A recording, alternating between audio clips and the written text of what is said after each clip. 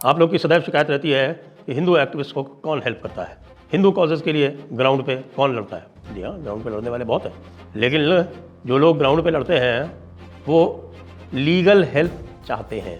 देखिए, जो legal cases लड़ रहे हैं लोग, मंदिरों के लिए लड़ रहे हैं, परंपराओं के लिए लड़ रहे हैं, और तो और बहुत सारे लोग जो हैं वो जब ग्राउंड पर जाकर हेल्प करते हैं तब उनके ऊपर केसेस होते हैं।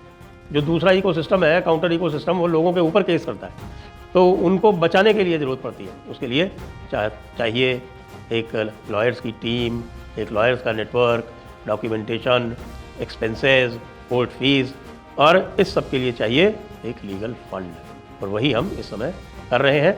आप लोगों से अनुरोध है कि ये पहला राउंड है जो कि 31 तारीख को समाप्त हो जाएगा, तो अब आपके पास अवसर है कि इसको आप किस तरह आगे बढ़ा सकते हैं।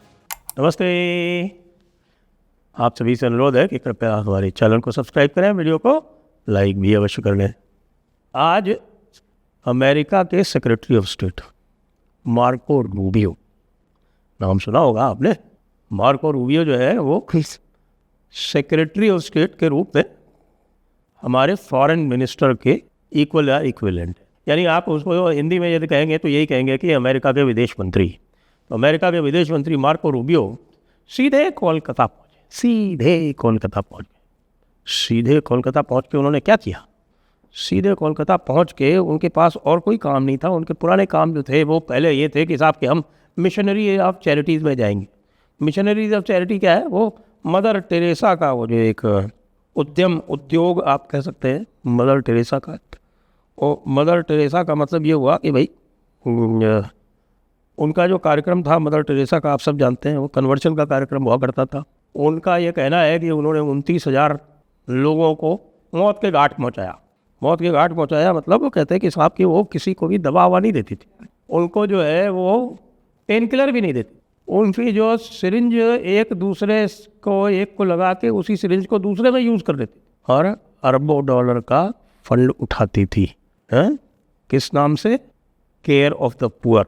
उनके पुअर की केयर से कोई लेना देना ही नहीं था भाई। उनको केवल लेना देना था इससे कि जो भी वहाँ पर उनको पुअर मिले और वो मरने से पहले किसी तरह से कन्वर्ट हो जाए।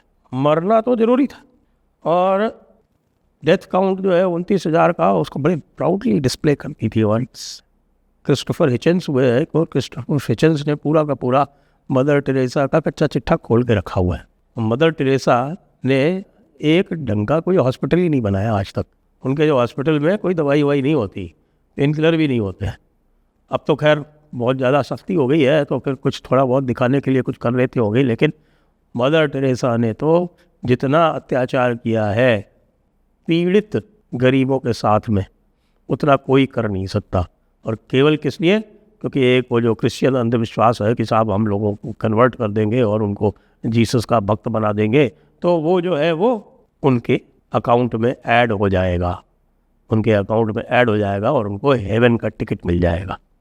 इसी अंधविश्वास ने पता नहीं कितनों को वहाँ पर पेन किलर भी नहीं दिया, लोग तड़पते तड़पते मरे। इसी का एक उदाहरण देख लीजिए, हमारे माता अमृतानंदमयी केरला में, जो कोल्लम के पास में जिनका मठ है, उन्होंने हॉस्पिटल बनाया है।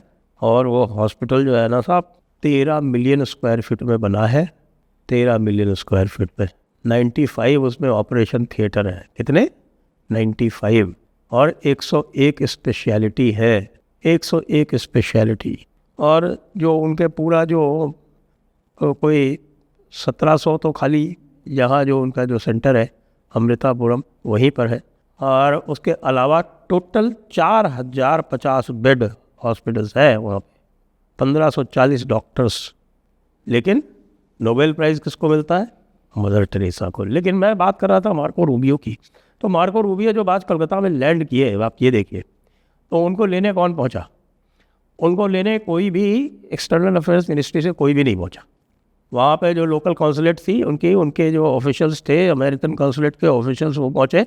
और वेस्ट बंगाल गवर्नमेंट का जो प्रोटोकॉल ऑफिसर्स थे वो पहुँचे, यानी joint secretary to the government at maximum इस लेवल पे। ये लोग मार्को रूबियो को लेने पहुँचे। तो मार्को रूबियो की आप समझ लीजिए, जब इन्होंने इनिशियल प्रोग्राम बनाया था तब इनका प्रोग्राम ममता बनर्जी से मिलने का था।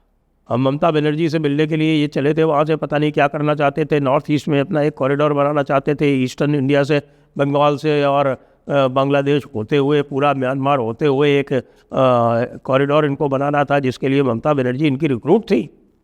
लेकिन आ गए शुभेंदु अधिकारी। शुभेंदु अधिकारी के साथ मीटिंग शेड्यूल करना चाहते थे, शुभेंदु अधिकारी ने भाग ही नहीं दिया। निश्चित रूप से एक्सटर्नल अफेयर्स मिनिस्ट्री ने कहा होगा कि कोई ज़रूरत नहीं इनसे मिलने की, शुभेंदु अधिकारी भी इनसे नहीं मिले, तो वो गए वहाँ मिशनरी ऑफ चैरिटी में कोई भाषण देखे और वापस आ गए दिल्ली। दिल्ली में भी उनको कोई प्रोटोकॉल नहीं मिला मिस्टर मार्को रूबियो को। मिस्टर मार्को रूबियो को सिग्नल दे दिया भारत ने कि मिस्टर मार्को रूबियो तमीज़ से रहोगे तभी भारत आपसे बातचीत करेगा, अमेरिका से बातचीत करेगा। अमेरिका यदि ये सोचता है कि वह आज भी दुनिया का दादा है तो वो भूल जाए। जब से ट्रंप आया है ट्रंप ने भारत को परेशान करने में कोई कमी छोड़ी नहीं है। सबसे पहले उसने जो है वो बगैर मतलब ऑपरेशन सिंदूर के टाइम पे बकवास कर करके और भारत का जो नैरेटिव था उसको डिरेल करने का प्रयास किया, और जब भारत ने उसकी नोबेल प्राइज़ में कोई रुचि नहीं दिखाई, नोबेल पीस प्राइज़ में, तो उसके बाद फिर टैरिफ से भारत को परेशान किया। टैरिफ के बाद में फिर ये ईरान वॉर शुरू कर दिया।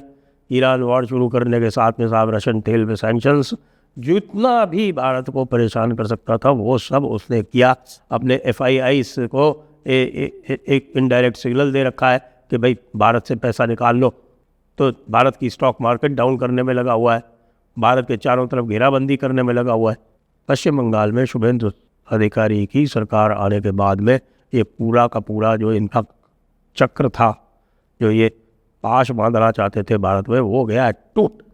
और अब ये आए हैं क्वाड को रिवाइव करने। भाई क्वाड में जब समिट था पिछले साल तो ट्रंप ने कोई रुचि नहीं दिखाई।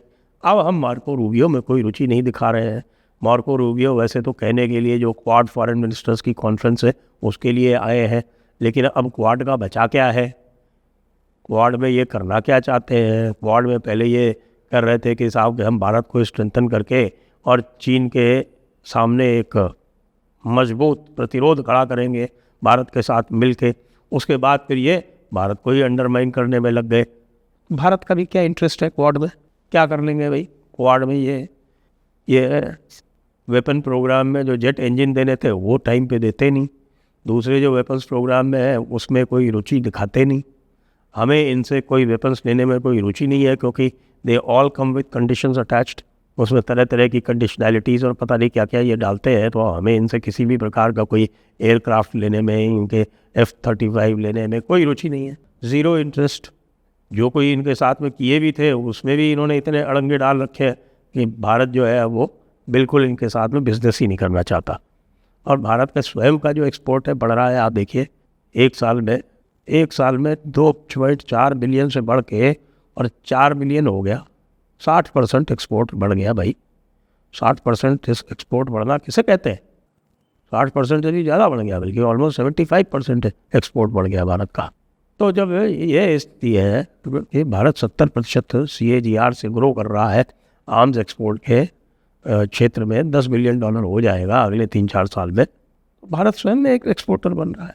आपने पूरी एनर्जी मार्केट पूरी दुनिया की ख़राब कर दी। भारत के ऊपर आपने तरह तरह के दबाव डालने की कोशिश की, हर तरह के तमाशे किए।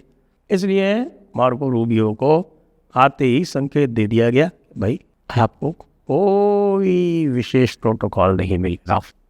देखिए लावरोव आता है तो अलग तरह का ट्रीटमेंट होता है। लावरोव जो फॉरेन मिनिस्टर है रशिया का, उसका, हाँ, ट्रंप आए तो हो सकता है कि प्रधानमंत्री मोदी लेने चले जाए, हालांकि वो भी कोई आवश्यक नहीं है और ट्रंप आएगा भी नहीं। तो ट्रंप को पता है कि भारत में जो है वो उसकी कोई स्वागत नहीं करने वाला अब उपस्थित नहीं है, कोई स्वागत करना भी नहीं चाहता। क्या करने आए हैं फिर? ये क्या कर रहे हैं? ये वही ट्रेड डील जिसको ऑफर कर रहे थे, वो ट्रेड डील हो गई डेड। जब ट्रेड डील की अनाउंसमेंट हुई, ट्रेड डील के अनाउंसमेंट के बाद में अमेरिका के सुप्रीम कोर्ट ने इनके सारे टैरिफ पर रोक लगा दी। जब टैरिफ पर रोक लगा दी तो इन्होंने एक स्पेशल टैरिफ निकाल के कोई 10% वाला डाला, उसको भी सुप्रीम कोर्ट ने उड़ा दिया। तब ये अपने लॉ के अंदर ज़बरदस्ती के इन्वेस्टिगेशंस कर रहे हैं भारत के विरुद्ध। H1B वीज़ा पर ये रोक लगा रहे हैं, भारत के जो इमिग्रेंट्स हैं उनको तंग कर रहे हैं, हिंदुओं के विरुद्ध में प्रचार कर रहे हैं, यहाँ क्रिश्चियन कन्वर्ट्स के लिए अपने रास्ते खोलने का प्रयास कर रहे हैं। भारत के FCRA कानून से इनको दिक्कत है, क्योंकि ये अपना हर जगह जैसे करते हैं ना, वो यहाँ पे भी फिफ्थ कॉलम खड़ा करना चाहते हैं। ये स्वयं कैथोलिक क्रिश्चियन है, कैथोलिक क्रिश्चियन के नाते ही ये यहाँ मिशनरीज ऑफ चैरिटी पहुँचा था। वेटिकन का एजेंट है क्या? ये क्यों करने गया था वहाँ पे? वेटिकन की एजेंट थी टेरेसा। तो सब जगह यही हिसाब, हम जो है ये इसको शेप करेंगे, हम इसको ऐसे करेंगे। लेकिन ये भूल रहे हैं कि अमेरिका वाले अब तुम्हारी औकात नहीं रही है। रशिया, चाइना, इंडिया और ब्रिक्स एज अ होल अब तुम्हारी पहुंच से बाहर आ चुके हैं। तुम तंग कर सकते हो, लेकिन तुम अब वर्ल्ड ऑर्डर को शेप नहीं कर सकते। तो इसलिए भारत ने मार्को रूबियो को दिखा दी, मार्को रूबियो को दिखा दी क्या? उसकी औकात। अमेरिका को दे दिया संकेत, सुनो भैया सुनो, कायदे से रहोगे तो फायदे में रहोगे। जय हिंद, जय भारत, वंदे मातरम।